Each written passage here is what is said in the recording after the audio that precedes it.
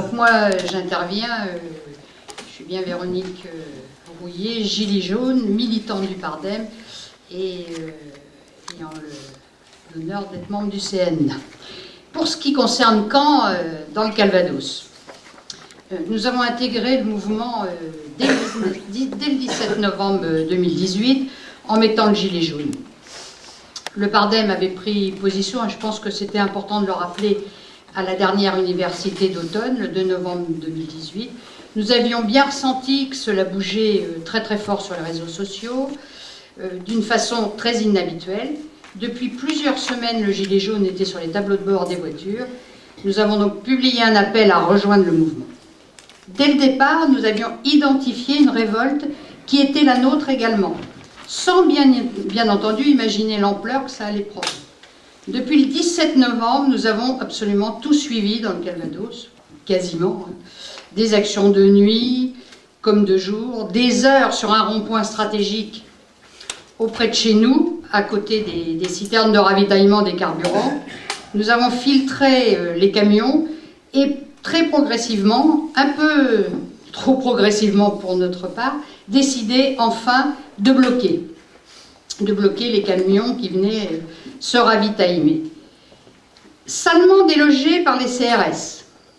Dès qu'on a bloqué, ils ont bougé. Nous avons connu les premières gardes à vue et mises en prison. Tous les samedis, nous avions décidé de manif avec 3 niveaux d'action.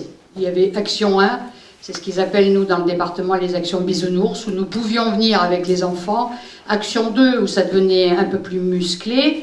Et action 3, où là, effectivement, les cagoules, certaines cagoules descendaient et les gens savaient que s'ils allaient, on pouvait se frotter, genre aller empêcher le bateau d'Ouistreham de partir. Voilà le type d'action 3. C'est quand même pas méchant. Premièrement, aujourd'hui, prioritairement, 2 aspects apparaissent. Puisqu'il s'agit de ne pas refaire le passé, mais de discuter de ce qu'on ressent aujourd'hui. C'est instauré peu à peu une peur très déstructurante pour le mouvement. Faut-il rappeler que bon nombre de gilets jaunes n'avaient jamais manifesté. La majorité n'appartenait à aucune organisation syndicale ou politique. Beaucoup avaient renoncé à voter depuis très longtemps. À cela s'ajoute une grande lassitude. Tous les jours en action, pour certains, tous les samedis en manif, et aucun débouché. Bon nombre disaient on voudrait rentrer chez nous, on a autre chose à faire que de défiler le samedi, on a nos gamins, nos vies, nos familles. Mais en même temps, une colère extrêmement profonde s'installait, avec un rejet massif de tous les politiques, de tous les dirigeants syndicaux, les sachants, et la recherche d'une autre démocratie. Donc, étiolement évident, pas le même nombre de personnes dans les rues. Deuxième aspect, ce qu'on peut voir aujourd'hui, qui est très ancré dans le mouvement, c'est l'appel à rejoindre massivement le 5 décembre 2019.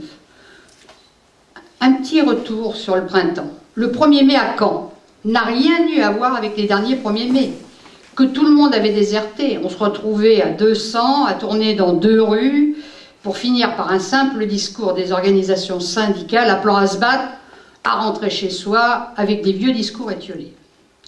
Un 1er mai gilet jaune, syndiqué, qui fut une grande réussite. Pour autant, un grand nombre de syndicats et des syndicats présents désertaient dès le samedi suivant la manifestation. Et la déception et en même temps la clarification de l'appropriation du mouvement avec aucune délégation à qui que ce soit, a vu le jour. Il faut rappeler que le mouvement, dès le début, se disait apolitique. Et cela devenait la politique que l'on veut. Apolitique, s'estomper. On assiste à une remontée du mouvement, avec des propositions d'action très concrètes. Les 16 et 17 novembre, date anniversaire, il y a vraiment volonté de remettre le couvert. Certes, on analysera après. La perspective du 5 décembre est extrêmement présente. Les nombreux appels des syndicats tombent. Il y a une nouvelle volonté des syndiqués, des salariés, d'en découdre, comme pour les Gilets jaunes. Au niveau des revendications des Gilets jaunes, on voit une évolution. La première revendication, et c'est essentiel, c'est le pouvoir d'achat, c'est fondamental. Vivre et pas survivre, c'est incontestable. C'est autour de ça que tout se joue. On voit des évolutions chez nos porte-paroles locaux, avec une jeune femme chez nous qui relaie très fort les différentes actions à mener. Elle s'est positionnée et n'a rien à envier aux plus féreux d'entre nous. On note des évolutions avec la volonté d'appeler à en découdre avec les médias. Relais des plus riches. Ils n'emploient pas le vocabulaire habituel des militants. Le rejet du capitalisme est dans tous les discours sans être nommé, car ne faisant pas partie de leur vocabulaire. On peut penser, mais ça reste à vérifier, qu'il y avait jusque-là des demandes au pouvoir de satisfaire les revendications. Là, on peut noter qu'il y a une prise de conscience beaucoup plus politique. Les Gilets jaunes disent « ça fait 1 an qu'on est dans la rue, on n'a rien obtenu, il va falloir que ça avance et vite ». Certes, cela reste à concrétiser. Alors, je reprendrai notre casquette, nous, on est Gilets jaunes, le Pardem Calvados depuis le 17 novembre. Notre boulot à nous, aujourd'hui, militants du Pardem, c'est de sortir du bois. Nous l'avons fait en prenant rendez-vous avec le député la semaine dernière, essentiellement sur les libertés attenantes aux Gilets jaunes. On a demandé aux députés l'arrêt des amendes. Taper au portefeuille, ça fait extrêmement mal. L'arrêt des gardes à vue dès qu'une tête dépasse. Sortir tous les Gilets jaunes, sans exception de prison. Ils n'ont rien à faire en prison. La violence est du côté du pouvoir. Nous avons réclamé une commission d'enquête sur le maintien de l'ordre. Dans le Calvados, la liaison est faite entre le Pardem et les Gilets jaunes. Dans les perspectives de révolte, l'objectif, c'est de ne pas être jeté, mais de faire notre boulot de parti politique, en tant que Gilets jaunes, avec des propositions politiques. Pour la première fois, on est allé en tant que Pardem Gilets jaunes. On fait une vidéo pour expliquer l'entrevue avec les députés qui va sortir dans les jours prochains. Des Gilets jaunes nous interrogent, nous posent des questions sur ce que l'on fait en matière de démocratie directe. On est bien identifié Gilets jaunes. Chez le député, on l'a réaffirmé pour exiger l'arrêt de toutes les violences. La commission d'enquête doit porter sur la chaîne de commandement qui a donné les ordres de changement du maintien de l'ordre. Il faut supprimer la politique du maintien de l'ordre du corps à corps du 19e siècle, c'est essentiel. Et ça fait partie de ce que les Gilets jaunes dans le Calvados réclament. Alors, j'ai compris évidemment qu'il y a beaucoup de choses à raconter sur les Gilets jaunes, au point parfois de s'y perdre.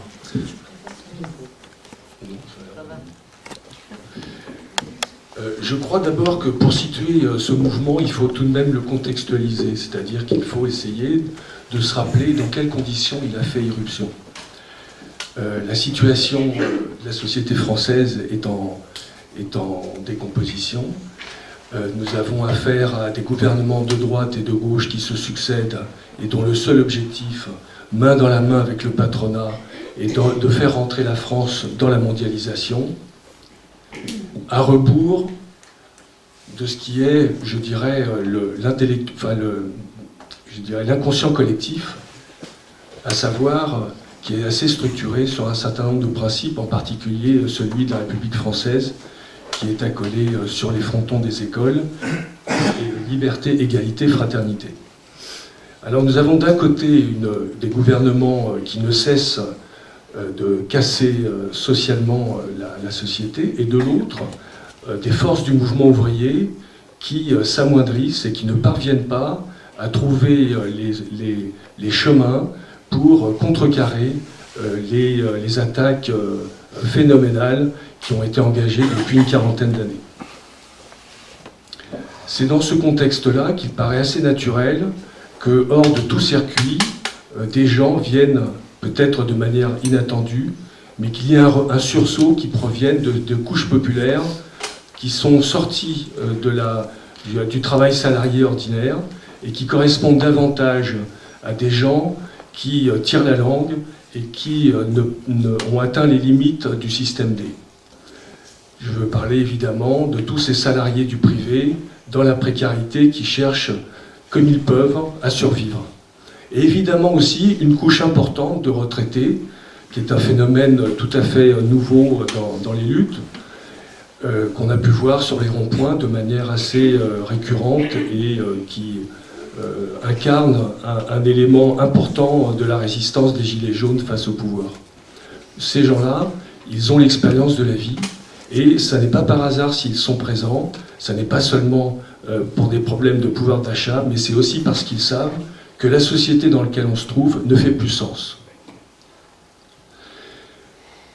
Donc très vite, on se retrouve avec des centaines de milliers de gens qui, le 17 novembre, sortent, plus ou moins coordonnés à travers les outils de communication d'aujourd'hui, les réseaux sociaux et en particulier Facebook, et qui vont bénéficier d'un ensemble de circonstances leur permettant, je dirais, de grandir, de se développer et de poser carrément la question du pouvoir dans les 3 semaines qui viendront.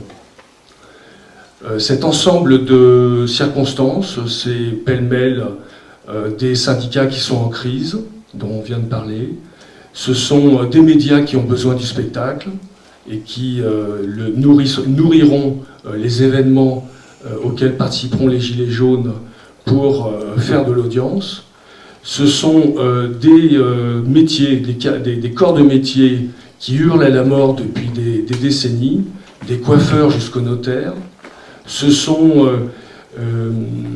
des partis politiques qui sont en carafe et qui tout de même ont une opposition, je dirais, assez froide à l'égard du pouvoir, du nouveau pouvoir. Bon, voilà, il y a un ensemble de circonstances qui ont permis que se conjuguent des forces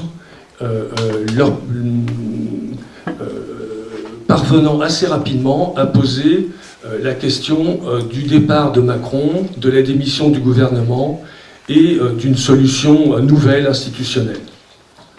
Évidemment, le problème qui s'est posé donc très vite, ça a été la formulation d'un nouveau gouvernement. Dès lors qu'on conteste radicalement, avec des formes pré-insurrectionnelles, il devient nécessaire d'inventer une proposition gouvernementale, institutionnelle, qui peut permettre de crédibiliser un remplacement des institutions actuelles, du gouvernement et de son président. C'est ce qui a évidemment fait assez vite défaut. Et là, on se retrouve avec les éléments récurrents et structurels des Gilets jaunes, à savoir qu'avant d'être un discours, ce sont d'abord un agrégat d'individualités, qui tous portent une révolte froide, qui communient ensemble, mais qui en même temps ne se sont pas posé toute une série de questions correspondant à la politique plus classique, mais qui correspond en effet aux besoins de son mouvement à ce moment-là. De ce fait, le pouvoir est parvenu assez vite, au bout de quelques semaines, par des efforts à la fois de répression, en alternant la répression et la diversion, à travers le grand débat qui refroidissait évidemment l'instant T. Il est parvenu petit à petit à circonscrire le mouvement, alors que celui-ci pensait encore qu'il avait les virtualités pour se développer. On le voit, on le sent très bien à la fin du mois de décembre. Tout le monde pense que tout va redémarrer en janvier, et en vérité, à partir de janvier, c'est tout à fait le contraire qui se présente, c'est-à-dire une réduction permanente du mouvement. Et voilà. Alors, pour expliquer évidemment cette situation, on peut à la fois faire appel à ce qui s'est produit sous la forme de la répression et puis des mesures, je dirais, périphériques ou anecdotiques qu'a proposé, enfin, qu'a octroyé le gouvernement, en plus de son grand débat et de sa capacité à mobiliser les maires, dont on se souvient que la majeure partie sont structurés par les Républicains. Ce pouvoir a tout de même relativement bien mené sa barque, mais il faut aussi expliquer qu'il y a des raisons internes qui sont, je dirais, endogènes au mouvement, qui peuvent permettent de mieux expliquer peut-être encore les difficultés que les Gilets jaunes ont rencontrées.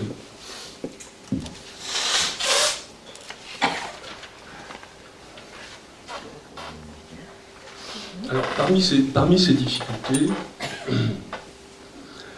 il y a d'abord eu, je dirais, une crise de légitimité. Alors, d'abord, il y a un développement inégal des Gilets jaunes. En premier lieu, entre la province et l'Île-de-France. L'Île-de-France, c'est tout de même 1/6 de la population française. Et il y a toujours une difficulté d'organisation des Îles-de-Franciliens. En l'occurrence, les Gilets jaunes ont été surtout un mouvement provincial dans toutes sortes de villes en dehors de l'Île-de-France, de Paris. Paris étant peut-être une symbolique le samedi, mais globalement, la structuration des Gilets jaunes en Île-de-France a toujours été très délicate. Il y a un développement inégal aussi sous la forme de groupes qui s'organisent et de Gilets jaunes qui fonctionnent en solo. Ce qui pose toutes sortes de problèmes. Les Gilets jaunes en solo ont besoin tout de même d'un lien qui s'effectue en particulier à travers Facebook et qui suivent toutes sortes de figures plus ou moins médiatiques. Des figures qui sont parvenues ou qui ont été choisies par les médias, et puis des figures qui étaient à l'origine du mouvement, comme Éric Drouet, Priscilla Ludowski, et les quelques personnes autour d'eux qui ont constitué petit à petit ce qu'on a appelé la famille. Les autres figures médiatiques ont joué un rôle, je dirais, assez... comme les Cauchy, comme les Charançon, comme Jacqueline Moreau, etc., ont chacun joué un petit peu leur carte perso, et en tout cas ont anticipé toutes sortes de choses sans prendre en compte le rythme propre du mouvement, de telle sorte qu'ils ont davantage joué un rôle de dispersion, de confusion, qu'un rôle de structuration, d'intelligence collective, etc. Si bien que peu à peu, le référent des Gilets jaunes isolés, qui fonctionnaient en solo, a été ceux de la famille, des figures médiatiques de la famille. Parallèlement à ça, une autre légitimité s'est organisée autour des assemblées, à travers l'appel de Commercy. Ces assemblées des assemblées ont eu un rôle positif dans leur capacité, évidemment, à faire comprendre qu'il était indispensable d'organiser collectivement la bagarre à travers la création de groupes. Mais il faut bien reconnaître également qu'ils avaient leurs propres limites, notamment parce qu'ils étaient souvent d'inspiration libertaire, avec toute une théorisation sur ce que devait être le rythme des Gilets jaunes.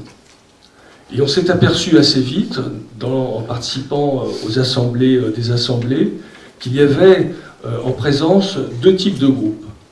D'une part, des groupes dont l'objectif était de parvenir rapidement à la satisfaction de leurs revendications parce qu'ils n'avaient pas le temps, ils avaient besoin absolument que l'affaire du pouvoir d'achat soit résolue, et qui donc étaient dans un espace-temps différent de l'autre groupe qui, lui, pouvait considérer que la bataille des Gilets jaunes était une de plus et qu'elle pourrait se prolonger sous une autre forme avec d'autres gens dans le cadre d'un mouvement plus général à long terme.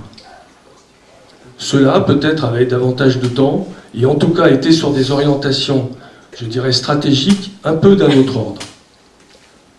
C'est le deuxième type de légitimité. Troisième type de légitimité, c'est évidemment ce qui s'est retrouvé à travers les manifestations du samedi. Les manifestations du samedi sont devenues un caillou dans la chaussure. Pas vraiment un moyen d'élargir le mouvement, comme il était souhaité, mais petit à petit, un simple caillou, nécessaire, indispensable, rituel, qui permettait de continuer à prolonger le lien entre les uns et les autres. Mais ces manifestations du samedi ne sont pas exactement en situation de socialiser les connaissances et d'élaborer des tactiques appropriées au moment où il faut le faire. Nous avons donc un pouvoir qui est en capacité de prendre des initiatives et des gilets jaunes qui pensaient pouvoir utiliser simplement les réseaux sociaux et rebondir d'un moment à l'autre, alors qu'en vérité, ils n'ont fait que se rétracter. Une bonne partie se dégageant et éventuellement devenant de ce qu'on pourrait appeler des agents dormants, c'est-à-dire des gens susceptibles de redémarrer l'affaire dans un contexte qui pourrait être un petit peu différent. Ces trois légitimités plus ou moins démocratiques n'ont pas été capables, durant toute la période de ces 6-7 derniers mois, n'ont pas été capables de se mettre d'accord les uns avec les autres, et donc ont démultiplié des initiatives qui, le plus souvent, n'ont pas produit des succès, et parfois même ont été réellement des fiascos. Je peux prendre l'exemple de Ludowski, Priscilla, qui s'est promené pendant des semaines et des semaines en province à travers des réunions publiques pour mobiliser les Gilets jaunes dans une initiative qui devait avoir lieu au Champ de Mars. Il s'agissait de refaire la même chose qu'avaient fait les chemises rouges en Thaïlande, c'est-à-dire occuper les lieux ad vieternam jusqu'à la satisfaction des revendications. La réalité de l'affaire, c'est qu'il y a eu une cinquantaine ou une centaine de personnes qui se sont déplacées ce jour-là. Ça devait avoir lieu sur les 3 premiers jours, ensuite se prolonger par la suite, suivant évidemment les forces mobilisées. Et en vérité, il s'est produit que dès les premières heures, tous ces gens de bonne volonté qui étaient venus au Champ de Mars ont été arrêtés, et l'affaire a fait un flop total. On peut prendre d'autres exemples qui sont, à mon avis, assez nombreux.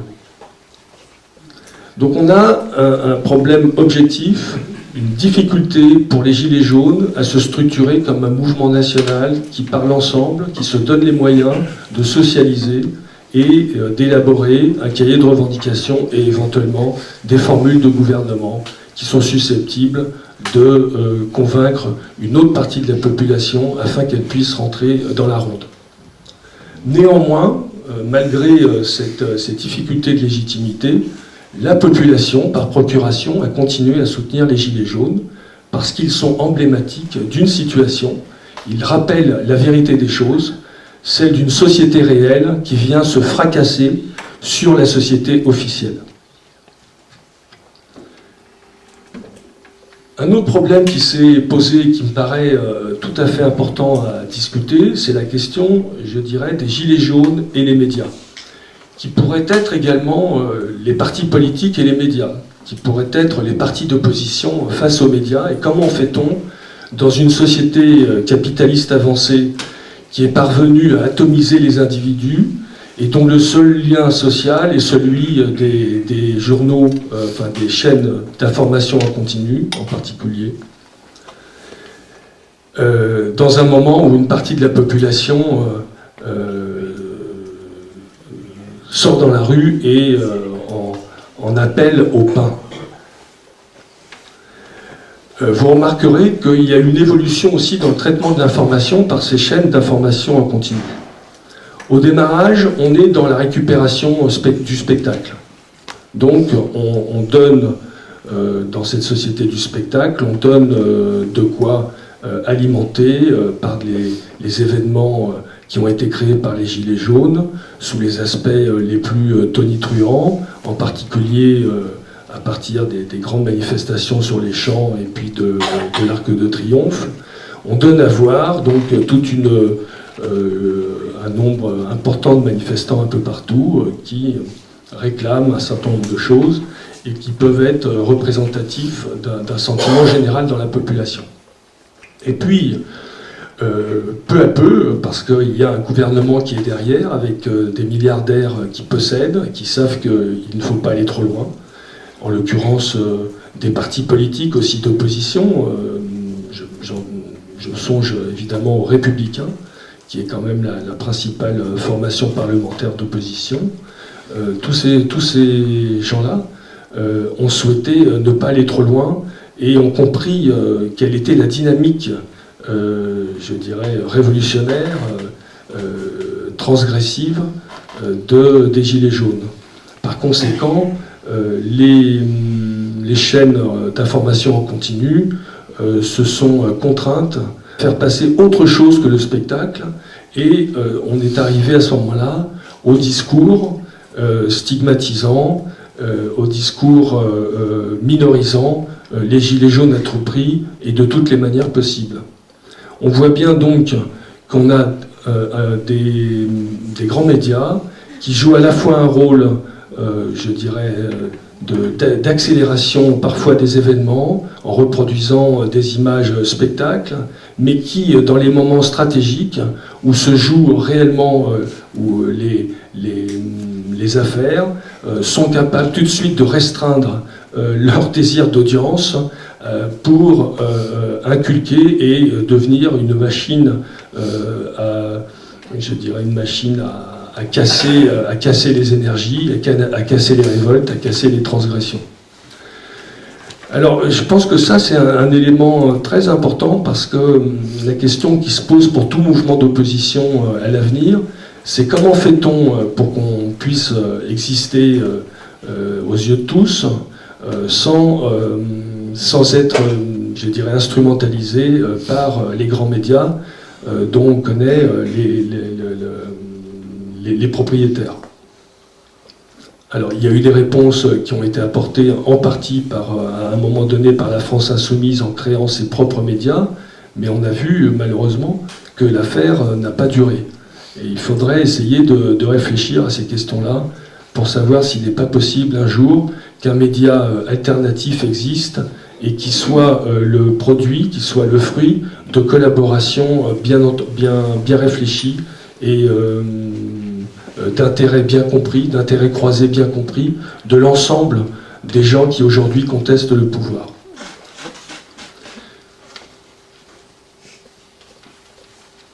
Un troisième thème qui me paraît important à traiter,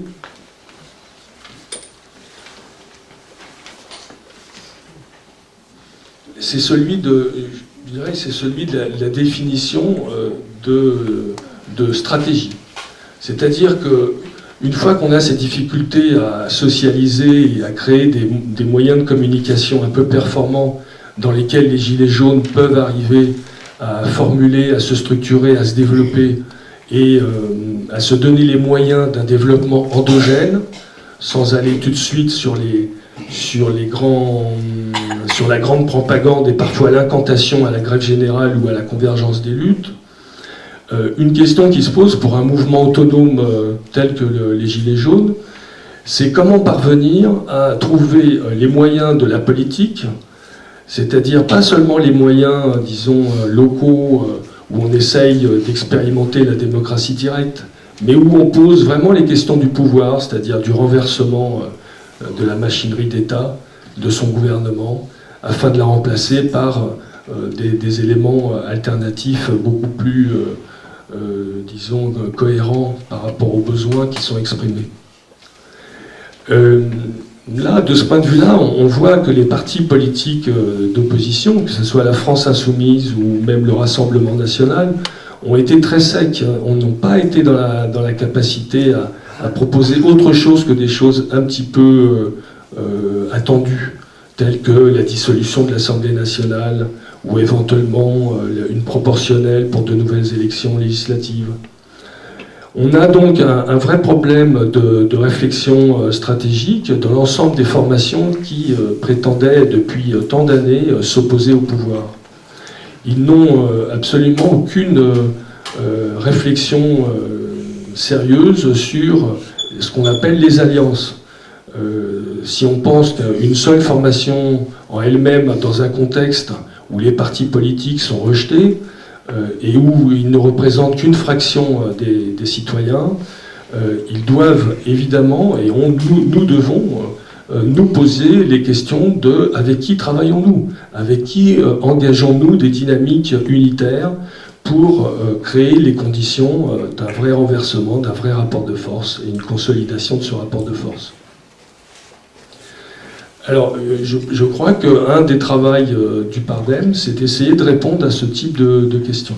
Alors, il semble que certains camarades aient déjà avancé, notamment sur la question du processus constituant. Ce qui se produit en effet, tout de même, c'est qu'on aboutit au bout du compte, bien sûr à la rétractation des Gilets jaunes sur le noyau dur, mais néanmoins, il y existe et il survit un sentiment général, aussi bien parmi ceux qui sont partis que ceux qui restent, que l'affaire n'est pas entendue et qu'il y aura besoin de prolonger d'une manière ou d'une autre, sous des formes multiples, ce qui a été entamé. Je dirais que ce type de désir peut correspondre dans la situation d'aujourd'hui, avec l'accumulation des défaites, des désillusions, et en même temps de la nécessité de s'en sortir, coûte que coûte, d'une façon ou d'une autre, parce qu'il n'est pas question de s'abandonner à la défaite en rase campagne. Il y a quand même encore des résistances. Le corps social, à sa façon, a besoin d'exprimer son trop-plein de révolte. Il y a, me semble-t-il, quelque chose qui peut ressembler à peut-être une possibilité d'un processus constituant sous toutes sortes de formes, qui peut prendre la forme évidemment de RIC locaux, là où c'est possible, de listes municipales, de batailles sur ATP et autres. Et que ce processus constituant ne doit pas tout à fait être confondu avec ce qu'on pourrait appeler traditionnellement dans l'histoire du mouvement ouvrier par ce qu'on appelle du mouvementisme. Je crois que le mouvementisme, c'est une conception qui prend comme postulat que, au fur et à mesure qu'on avance, on réglera les problèmes et on les résoudra. Souvent, c'est pas tout à fait non plus comme ça. Il y a beaucoup d'exemples qui démontrent que le mouvementisme sur ce type de base se révèle souvent une forme de méthode Coué qui malheureusement n'est pas suffisant pour pouvoir répondre à toutes les problématiques. Mais il me semble qu'il y a une telle accumulation, je dirais, d'acidité, de révolte froide, avec le sentiment qu'on a affaire à un pouvoir qui à la fois vend des actifs, affame le peuple et puis nous raconte la vie, que ça en devient particulièrement pornographique, de sorte que beaucoup de gens, d'une manière ou d'une autre, pourraient tout à fait rentrer dans la ronde d'une bataille sociale multiple, mais qui pourrait prendre un certain temps. Dans cette formulation d'un processus constituant, il me semble qu'il y a un élément important tout de même à réfléchir. Lorsqu'on a participé à des assemblées, une chose qu'on voit beaucoup, c'est tout de même la transformation des Gilets jaunes aujourd'hui par rapport à ce qu'il était autrefois, socialement parlant. Au fil du temps, il est clair que beaucoup de militants et de syndicalistes ont rejoint les Gilets jaunes, et parfois au détriment de ceux qui étaient là à l'origine. Et ça se traduit souvent par des revendications qui commencent à être un peu d'un autre ordre. Je vais vous prendre l'exemple, par exemple, d'une commission qui s'appelait Commission Stratégie à la 2e Assemblée des Assemblées à Saint-Nazaire. On se retrouve à une quarantaine et tout le monde parle de convergence des luttes, de grève générale. Et une personne prend la parole et pose la question fatale, et elle dit « Combien y a-t-il de syndicalistes parmi vous ?» Et là, il se révèle que 2/3 des personnes qui étaient présentes étaient syndicalistes. Donc évidemment, ça transforme toute l'affaire, et ça donne, je dirais, un contenu politique un petit peu différent je dirais, des Gilets jaunes d'origine. Et la question qui se pose pour nous, c'est d'une part, comment parvenir à ce que des gens qui étaient sortis dans la rue de manière spontanée, isolés, ayant nécessité de le faire, peuvent se retrouver à nouveau dans cette bataille, sans que se substituent à eux des syndicalistes ou des militants politiques qui reproduisent un petit peu les habitudes qu'ils ont dans leur manière de militer, et dont on voit malheureusement les fruits.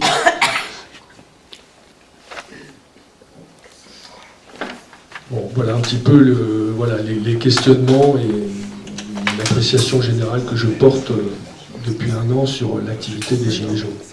Merci. Alors, moi, je vais pas rentrer dans l'analyse du mouvement des Gilets jaunes. Je vais faire un rapport assez factuel, entre guillemets, d'un certain nombre de choses qu'on a vécues sur le plan international. D'abord, pour resituer les choses, vous savez qu'on fait partie donc de... Enfin, on fait partie. Nous sommes des membres fondateurs et nous faisons partie donc d'une coordination qui s'appelle la coordination pour la sortie de l'Union européenne, de l'euro, de l'OTAN et du néolibéralisme. La dernière phrase est importante.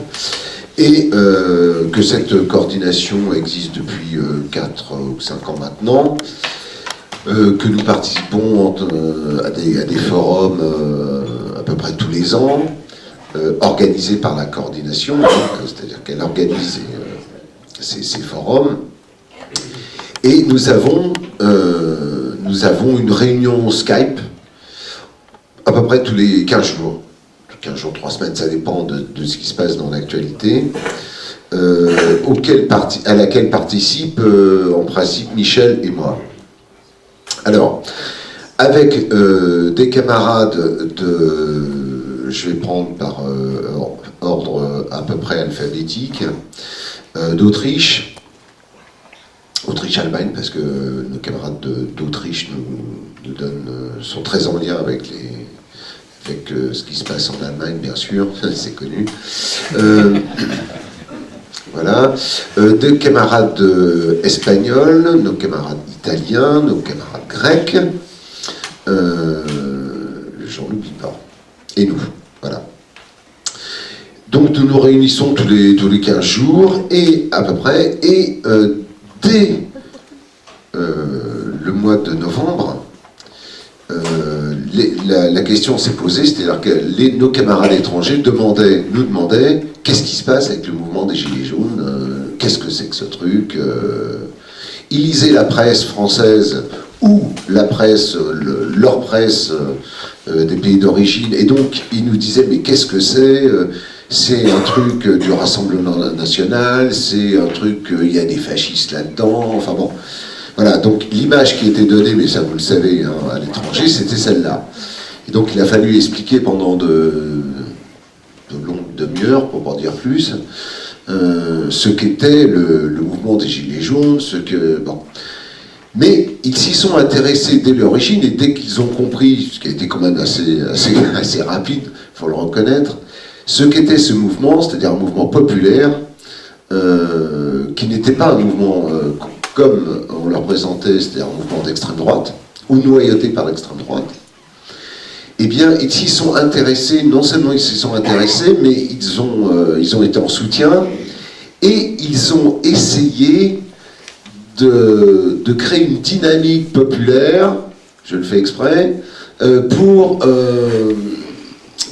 là aussi qu'il y ait un mouvement similaire à celui des Gilets jaunes dans leur pays. D'ailleurs, spontanément, en Italie, en Espagne, par exemple, il y a eu des gens qui ont enfilé un gilet jaune dans le monde entier. Hein, on l'a vu, il y a eu des vidéos, je vous fais court, mais plus particulièrement en Espagne et en Italie.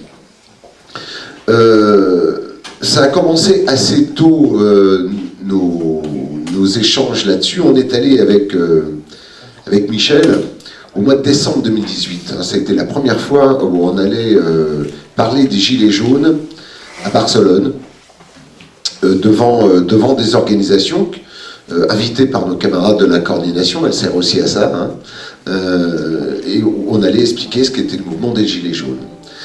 À l'époque, et encore aujourd'hui, je l'ai dit hier, mais à Barcelone, il y a un combat extrêmement puissant contre des taxis, contre l'ubérisation. Il s'avère que une partie de ces taxis avaient revêtu un gilet jaune pour faire des manifestations, enfin bon. Donc dès le mois de décembre. Et puis, ça a continué. Au mois de janvier 2019, nos camarades italiens ont invité, nous ont demandé bien sûr si qu'est-ce qui se passait, qui on pouvait envoyer comme gilet jaune pour expliquer un peu la situation. Et donc ce sont nos camarades Patricia Saint-Georges et puis Yvan Yonnet qui sont allés à Rome pendant 2 jours. Ils ont eu une vie infernale, mais ils ont pu expliquer à la RAI notamment, c'est-à-dire la télévision nationale italienne, la RAI Uno, la première chaîne de la RAI, qui est la plus diffusée, hein, ce qu'était le mouvement des Gilets jaunes. Ils ont commencé par ça, et puis ils ont enchaîné les meetings, enfin bon. Voilà, donc il y a eu ils ont pu s'exprimer très largement sur ce qu'était le mouvement des Gilets jaunes. Nos camarades italiens ont souhaité ensuite, quand je dis nos camarades, c'est les camarades de B101 qui font partie de la coordination, soutenir activement les Gilets jaunes en France. Et donc, nous les avons invités à Nice, où ils sont venus. C'était en février, où les locaux de l'étape, c'est-à-dire Virginia et nos camarades, avaient préparé leur venue. Donc ils sont venus un samedi. On est allé chercher à la frontière italienne, qui était bloquée d'ailleurs par la police française, enfin bon, très bien. Donc on est allé chercher, on les a amenés à Nice, on a fait la manifestation avec les Gilets jaunes, eux avec les banderoles et les drapeaux italiens, drapeaux italiens et drapeaux de la libération italienne, hein, c'est-à-dire de la guerre italienne, de la guerre de libération italienne. Et puis le soir, il y a eu je ne sais pas comment appeler ça, un meeting, réunion, avec des gilets jaunes où nous étions dans une salle d'hôtel qui était pleine. Je ne sais plus combien ça contient, 200-300 personnes peut-être, hein, Virginia.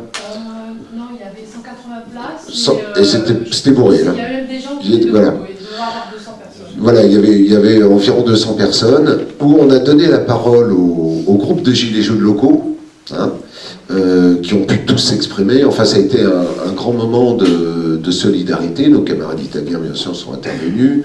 Des camarades italiens, de syndicats italiens, la CGIL, Fabio Frati, que nos camarades connaissent, s'est exprimé. Enfin bon, il y a eu un grand moment international à ce moment-là.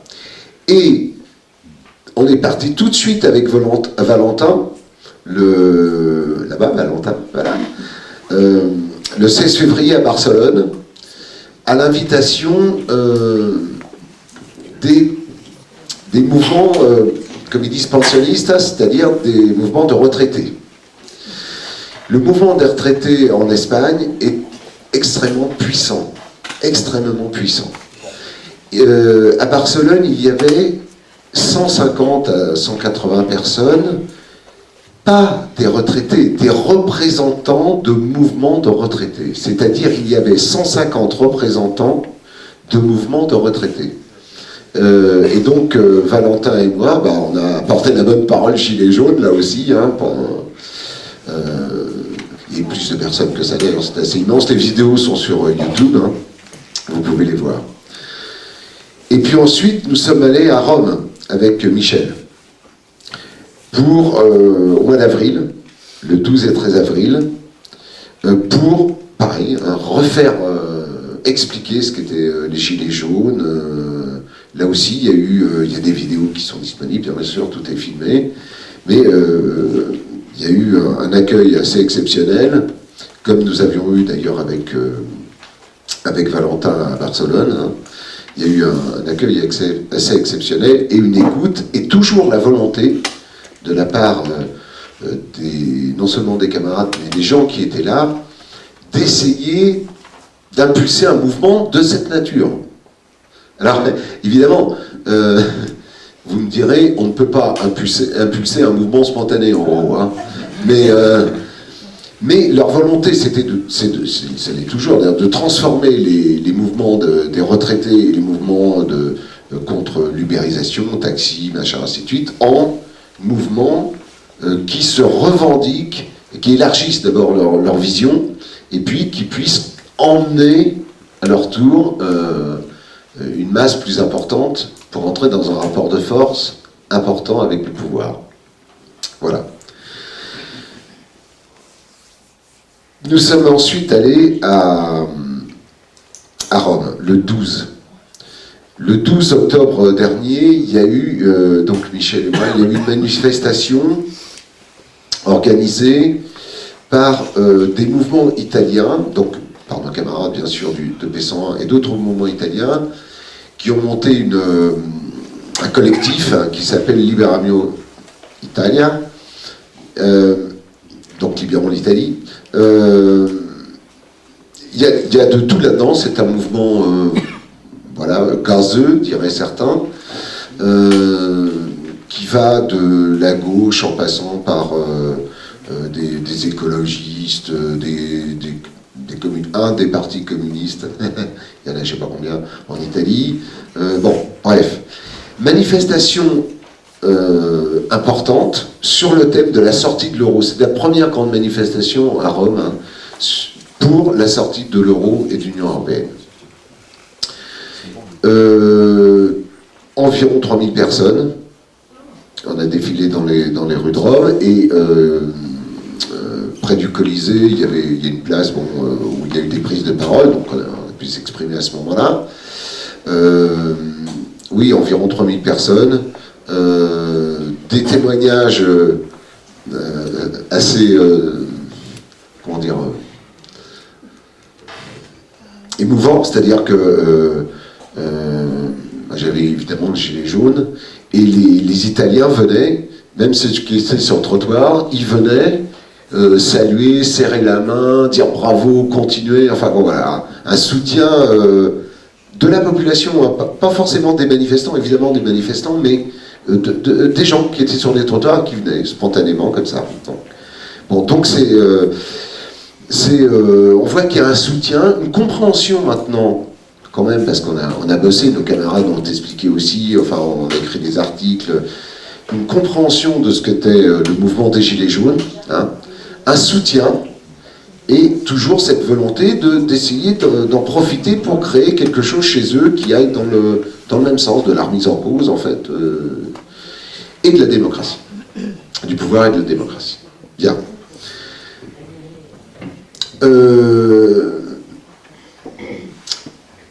Il y a une journaliste d'un journal espagnol qui est je vous en dis deux mots, qui s'appelle le Viejo Topo, c'est-à-dire la vieille taupe, hein, qui est le plus ancien magazine, si je puis dire magazine, vous allez comprendre pourquoi, de résistance au pouvoir.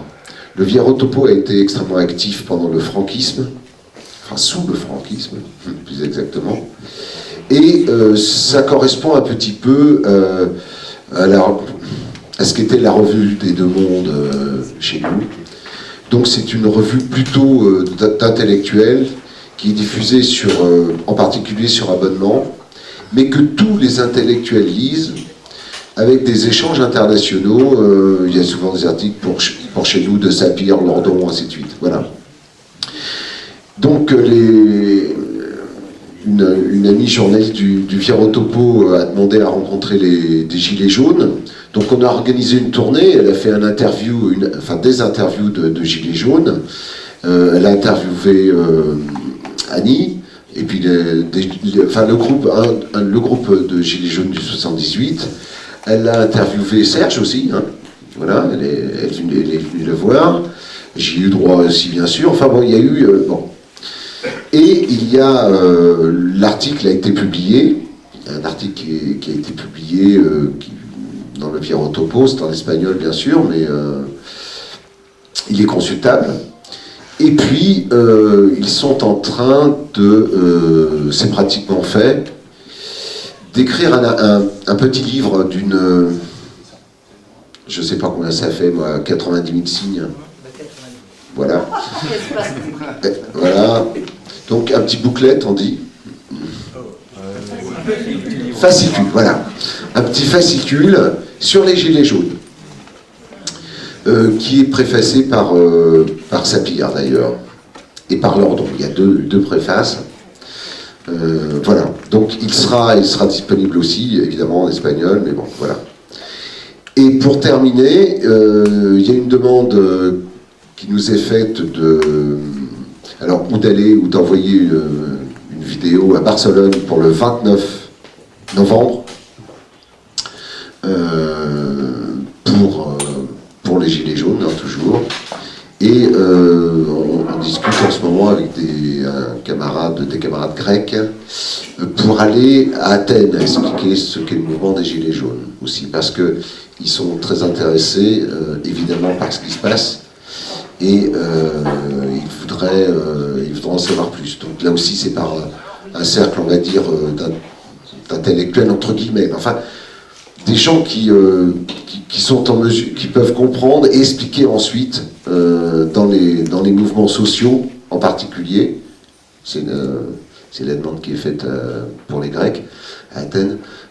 Ensuite d'expliquer ce qu'est le mouvement des Gilets jaunes. Voilà. Donc voilà pour moi.